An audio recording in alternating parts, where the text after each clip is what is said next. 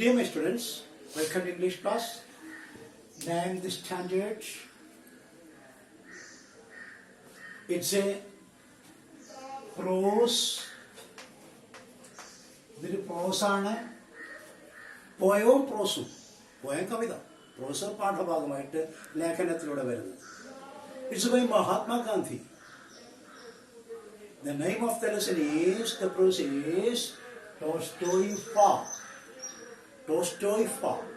And who is Tolstoy?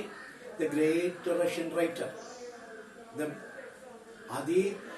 പ്രശസ്തനായ Russian എഴുത്തുകാരനാണ് Tolstoy. അന്നാ കാരീനീന പോലുള്ള വിശ്വപ്രസിദ്ധ ഗ്രന്ഥങ്ങൾ എഴുതിയ വ്യക്തി. ഈ പ്രോസ് വരുന്ന പാഠഭാഗത്തിൽ വരുന്ന രണ്ട് വ്യക്തികൾ, മഹാത്മജിയും ഹെർമൻ കാൾബാഷ്. നോക്കൂ, HERMAN ഹെർമൻ KALLENBASH ഹെർമൻ കാൾബാഷ്. ഇവർ രണ്ടുപേരും ടോൾസ്റ്റോയുടെ ആരാധകരായിരുന്നു, ഗാന്ധി കാൾബാഷ്. അതുകൊണ്ടാണ് അവർ സ്ഥാപിച്ച ആ സാമൂഹ്യ കേന്ദ്രത്തിന് അവർ ടോൾസ്റ്റോയ് ഫാം എന്ന് പേരിട്ടത്. Tolstoy farm. നമുക്കിഷ്ടമുള്ള വ്യക്തികളുടെ പേര് നാം നമ്മുടെ പ്രവർത്തനങ്ങളിൽ കൊണ്ടുവരുന്നു. So here Mahatmaji and Herman Kallenbach named the farm. Farm here it means ഇവിടെ പക്ഷികളുടെയോ മൃഗങ്ങളുടെയോ മത്സ്യത്തിൻ്റെയോ ആടുമാടുകളുടെയൊന്നും വളർത്തു കേന്ദ്രമല്ല. മറിച്ച് it is a community center where all sorts of people without religion, without caste, without class, വർഗഭേദമില്ലാതെ, വർണ്ണഭേദമില്ലാതെ, ജാതിഭേദമില്ലാതെ, മതഭേദമില്ലാതെ ഒരു സമൂഹം. ആ സമൂഹത്തിന് അവർ കൊടുത്ത പേരാണ് ടോൾസ്റ്റോയ് ഫാം. സ്ഥാപിച്ചത് ദക്ഷിണാഫ്രിക്കയിലെ ട്രാൻസ്വാൾ എന്ന സ്ഥലത്താണ്. TRANSVAL. ദക്ഷിണാഫ്രിക്കയിലെ ആ ജോഹാനസ്ബർഗിൽ നിന്നും 21 നാഴിക അകലെ ഉൾപ്രദേശത്ത് ഗാന്ധിജി ദക്ഷിണാഫ്രിക്കയിൽ താമസിച്ചിരുന്ന കാലത്ത്, കറുത്ത വർഗക്കാർക്ക് വേണ്ടി സമരം നടത്തിയിരുന്ന കാലത്ത് അദ്ദേഹം ഇന്ത്യക്കാർക്ക് വേണ്ടി സ്ഥാപിച്ച ജാതി മത വർഗ വർണ്ണ വ്യത്യാസമില്ലാത്ത ഒരു സാമൂഹ്യ കേന്ദ്രമാണ് ടോൾസ്റ്റോയ് ഫാം. അപ്പം ടോൾസ്റ്റോയ് ഫാം എന്താണെന്ന് കിട്ടിയല്ലോ. That is what we say Tolstoy farm. ഇനി അതിന്റെ പ്രവർത്തനങ്ങളെ കുറിച്ചൊക്കെയാണ് നമ്മൾ ഈ പാഠത്തിൽ പറയുന്നത്. പക്ഷെ അതിന് നിർവചനം എഴുതി വെച്ചിട്ടുണ്ടെന്ന് ഒരു ചെറിയ പാരഗ്രാഫായിട്ട് നിങ്ങൾ നോട്ടിലേക്ക് എഴുതി വെക്കുക. Tolstoy Farm. It's a community of Indians. ഇന്ത്യക്കാരുടെ ഒരു സാമൂഹ്യ കേന്ദ്രമാണത്. കമ്മ്യൂണിറ്റി സമൂഹമാണത്. കണ്ടോ? സ്ഥാപിച്ചു.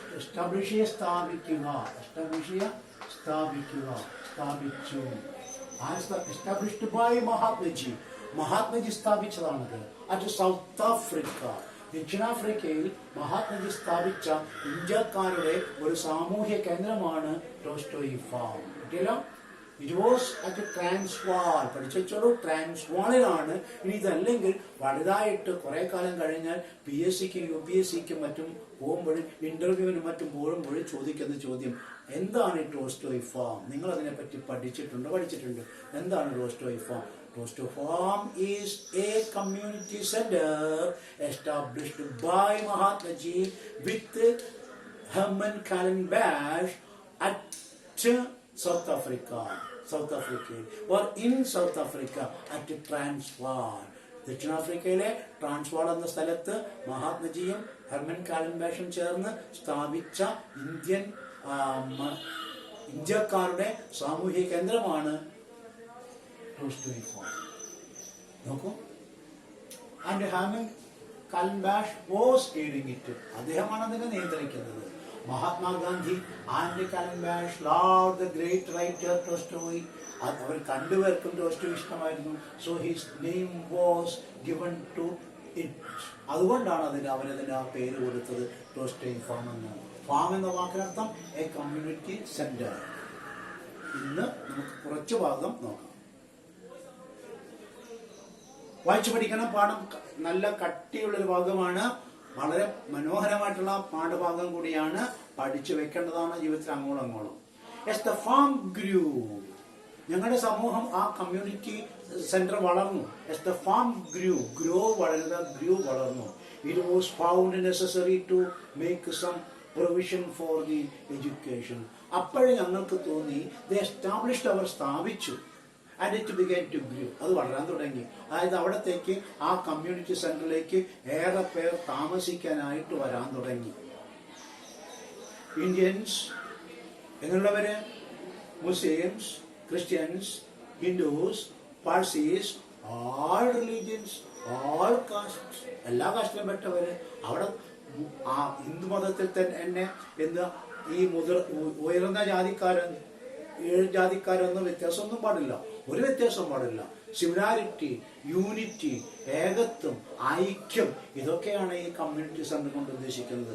അങ്ങനെ ഞങ്ങളുടെ ആ സങ്കേതം വളരാൻ തുടങ്ങി. അതുകൊണ്ട് അവിടെ ഒരു സഹായം അത്യാവശ്യമായി. Necessary to make some provision, ചില പ്രൊവിഷൻ, ലഭ്യതകൾ, പ്രൊവൈഡ്, ലഭ്യമാക്കുക, പ്രൊവിഷൻ, ലഭ്യത. പ്രൊവിഷൻ മീൻസ് ലഭ്യത. ചില കാര്യങ്ങൾ ലഭ്യമാക്കണമെന്ന് തോന്നി.